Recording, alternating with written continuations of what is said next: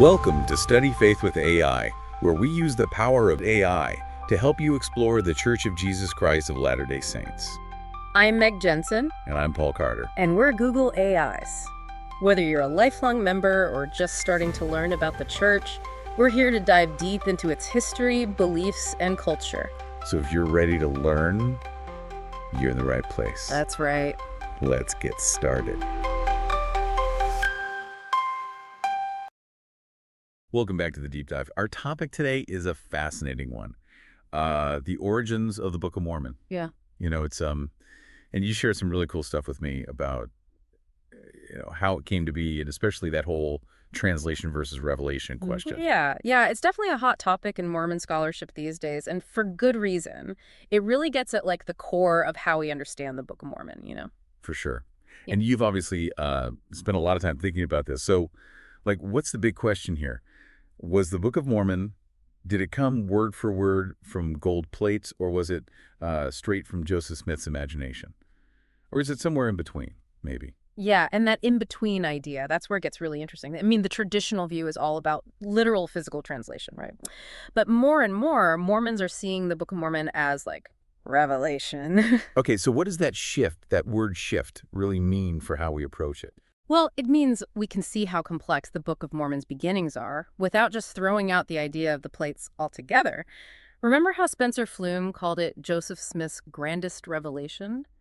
That little change in wording? It opens up a lot of doors. It does. I'm seeing that in some of the research you sent, too, especially that loose translation idea. Can you unpack that a little? Sure, loose translation. It was Blake Ostler's idea. He said that Joseph Smith wasn't just, going word for word from some ancient document. Instead, he was getting stories, ideas, impressions, basically revelations, and then he would express those in his own words, using what he knew about the world around him. So it's not like picture Joseph just hunched over these old symbols, deciphering them one by one. Instead, it's like he's a channel for divine stuff. Yeah. Right? Like he's getting this message and putting it in his own way, kind of like a prophet would. Exactly. And that might explain why some parts of the Book of Mormon sound very 19th century American, even though it's supposed to be this super old text. Right. It makes sense. Now, is there anything from Joseph Smith himself or people who saw the translation happening that, backs up this loose translation idea? That's a great question. There's not one smoking gun that settles it all. But we do have accounts where people say Joseph Smith was just dictating the text without even looking at plates. And some folks describe it as a really flowing process, not rigid word for word. Interesting. So let's say for a second that the Book of Mormon is more revealed than strictly translated. How does that change how we see the whole text? Well, that depends. For some people, moving away from translation to revelation makes the Book of Mormon less real. Yeah, I can see that. If every word is straight from God, unchanged, then this loose translation thing throws a wrench in the works, maybe. For sure.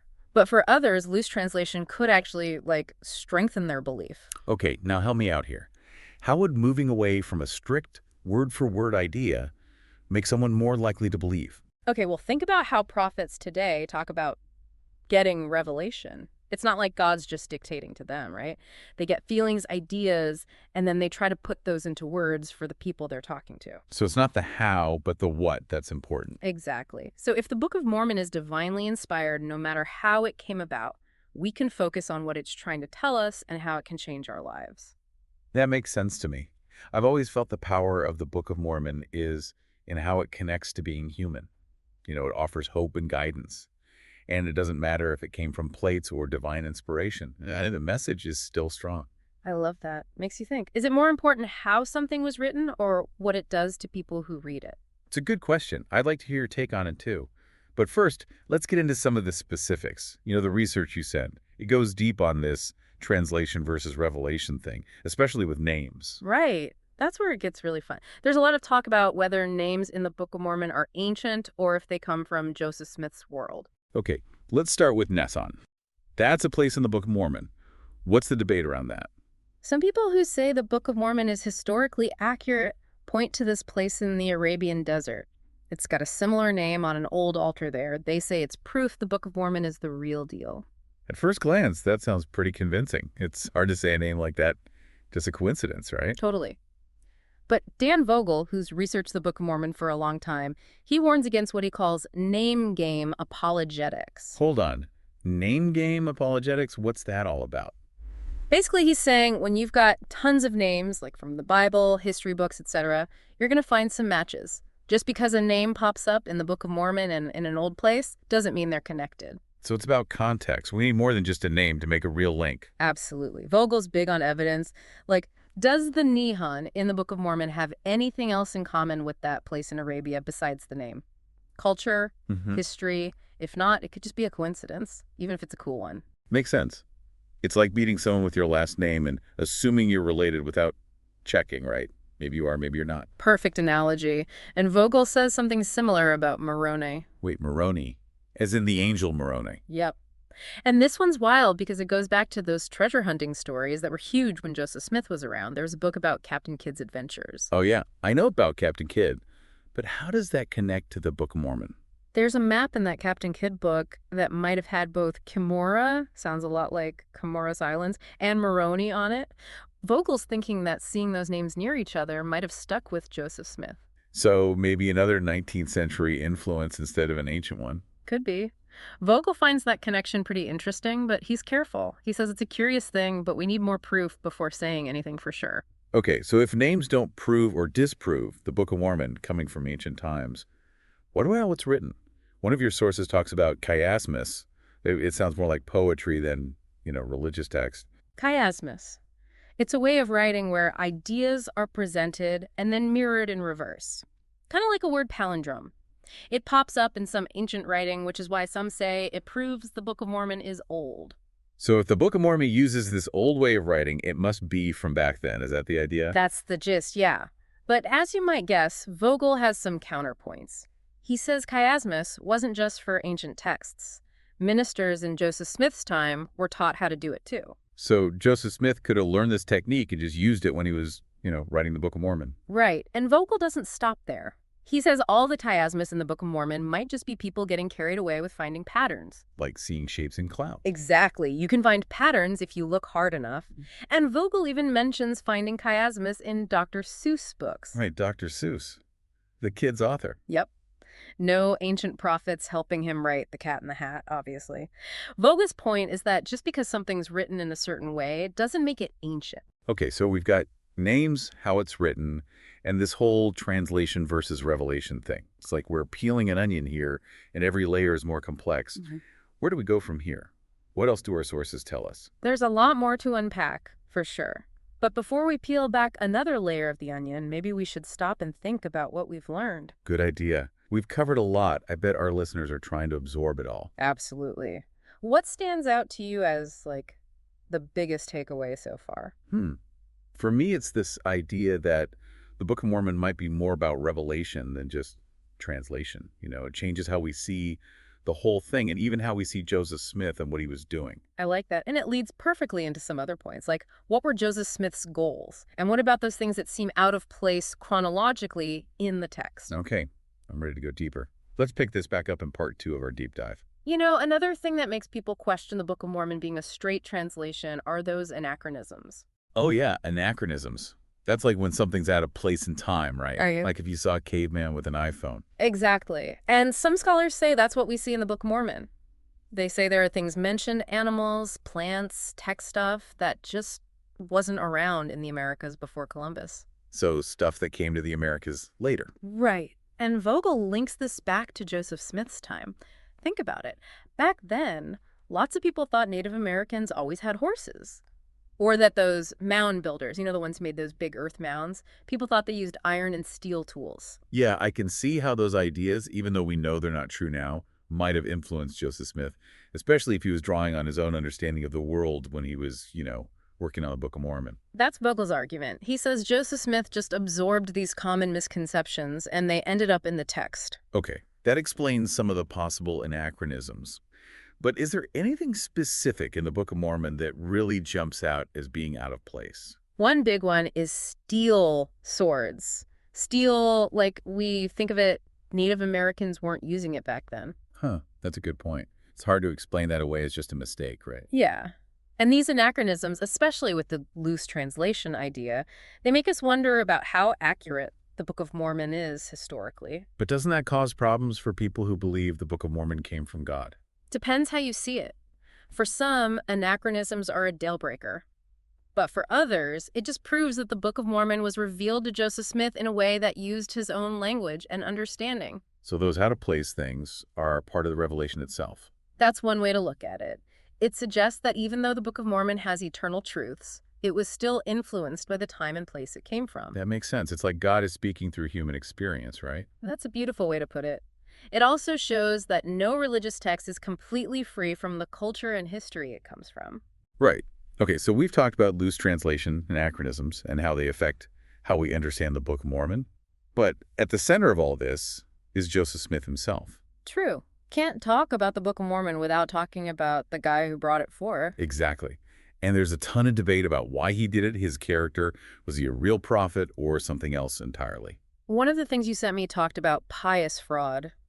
The idea is that someone might lie if they think they're doing something good. Vogel applies that to Joseph Smith. This is where I get a bit lost. On the one hand, I kind of get why someone might bend the truth if they think it's for God. But on the other hand, lying is still lying, isn't it? It's complicated, for sure. And we shouldn't just judge Joseph Smith's motives. Vogel says there might have been some manipulation. But he also thinks that Joseph Smith truly believed God was inspiring him. And the good things that happened, people converting, the church growing, it kind of proved to him that he was right. Like a self-fulfilling prophecy. You believe God is working through you, good things happen, you figure you're on the right track, even if you had to, fudge things a bit to get there. Interesting way to think about it, and it shows how hard it is to figure out why people do what they do. There's probably not just one reason for why Joseph Smith acted the way he did. Like they say, don't judge a man till you've walked a mile in his shoes, right?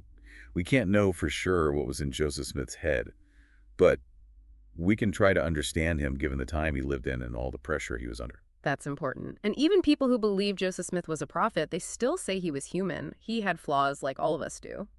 So instead of putting Joseph Smith in a box as a saint or a sinner, maybe we should see him as a complex person who did amazing things, both good and bad, and his legacy, well, still affects millions of people. I think that's a more accurate and understanding way to see him, and it makes for better conversations about him inside and outside the church.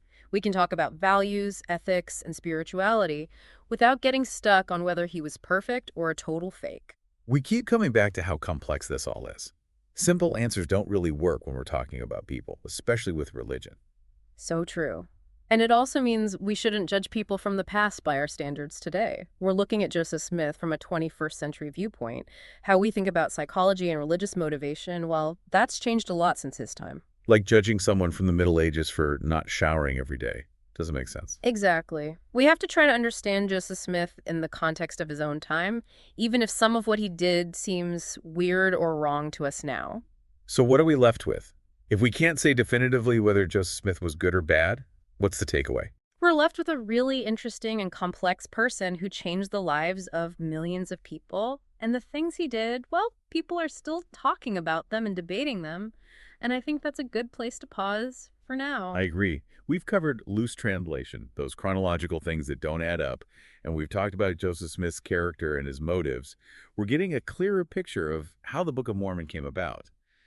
But there are still pieces missing. Absolutely. We still need to talk about how Joseph Smith might have been influenced by ideas and stories he'd heard before. And what about the plates themselves? We can't finish without talking about those. Okay, I'm ready to tackle those in part 3. Let's keep this deep dive going. Remember how we talked about how fast the Book of Mormon came together? Yeah, like 75 days, right? Mhm. It's kind of crazy how he did that with how long and complicated the book is. It's amazing, right? But Vogel says, don't forget all the time Joseph Smith spent thinking about Native Americans and that whole mound builder thing. So he wasn't just starting from nothing. He'd been mulling over these ideas, telling stories for a while. Exactly. Vogel says Joseph Smith was probably creating stories about these ancient American civilizations way before he started dictating the Book of Mormon. Those stories, his Bible knowledge, and how his religious ideas were changing, It all fed into the Book of Mormon. It's like all these ideas were in his head, and then boom, the Book of Mormon came out. I like that. It wasn't just him sitting down to write a book, you know? It was years of thinking, inspiration, maybe even subconsciously using stuff he'd heard or read. Creativity is weird like that. It makes me wonder about how Joseph Smith's goals changed over time. The sources say he maybe wanted to change Christianity at first, but as he got more powerful, his ambitions shifted. That's what happens with a lot of charismatic leaders. They start with a vision to change things, but then they get followers, power, and it gets mixed up with wanting to be in charge. It's a slippery slope, isn't it? Easy to get caught up in the attention, start believing you're more than you are. It's human nature. And Vogel, he's not afraid to talk about the complicated parts of Joseph Smith. Like, maybe he wasn't always straightforward. But Vogel also thinks that Joseph Smith really believed he was doing what God wanted. So ambition and sincerity can kind of go together. It makes you think. Do the ends justify the means, especially in religion? People have been arguing about that forever. There's no easy answer. No kidding. But it's worth thinking about. And it changes how you see the Book of Mormon. Like if Joseph Smith really thought he was inspired, even if he did things we question, does it affect how we view the text? Whoa, that's a deep question. Gets to the core of how we see all religious texts, right? Do we care about the person or the message? Does a revelation only count if the person who gave it was perfect? There's, like you said before, focus on the Book of Mormon's message, not whether every detail lines up with history. Right. Which brings us back to translation versus revelation. If we consider the possibility that the Book of Mormon is more revealed than literally translated, it doesn't make it less powerful. It just lets us see it in a new way. Appreciate its spiritual message and teachings without getting hung up on proving every historical detail. I'm with you there. The Book of Mormon has always given me comfort and direction. No matter how it came about, its message of hope is still meaningful to me. That's the cool thing about scriptures. They can mean different things to different people, depending on where we are in our own spiritual journeys. Totally. Okay, we've talked about the super fast writing, the possibility of subconscious influence, and how complicated Joseph Smith was. But what about the plates? We got to talk about those. You're right. Those golden plates, they're a huge part of the Book of Mormon story. And even though we haven't focused on the physical evidence in this deep dive, Vogel brings up some interesting things about whether the plates were even possible. Okay, I'm all ears. Remember that tin plates theory? Vogel says that the descriptions of how heavy the plates were, well, it doesn't make sense if they were made of gold. Yeah, gold is super heavy. Imagine lugging around hundreds of pages of solid gold. Exactly. Vogel thinks maybe they were made of tin sheets, which were easy to find back then, especially if Joseph Smith was using them to help him get revelation, not just translate word for word. I'm seeing how all this fits together now. Loose translation, subconscious ideas, the mystery of Joseph Smith, even the plates themselves. It all points to a more nuanced understanding of the Book of Mormon. And that's what this deep dive has been about. You can appreciate the Book of Mormon and how it affects people without needing to believe every single thing literally. I couldn't put it better myself. This has been amazing, exploring different viewpoints and questioning what we thought we knew about the Book of Mormon. It's been great chatting with you about this. Hopefully everyone listening has gotten something out of it too. I'm sure they have. And to all our listeners, thanks for joining us for this deep dive into the Book of Mormon. We've just scratched the surface, but hopefully you've gained some new insights and maybe even have some new questions. Remember, faith is a personal journey. There isn't just one way to understand the Book of Mormon. What matters is being open-minded and wanting to learn and grow. Well said. And on that note, we'll wrap up this episode of The Deep Dive. We're so glad you were here, and we'll see you next time for another fascinating topic.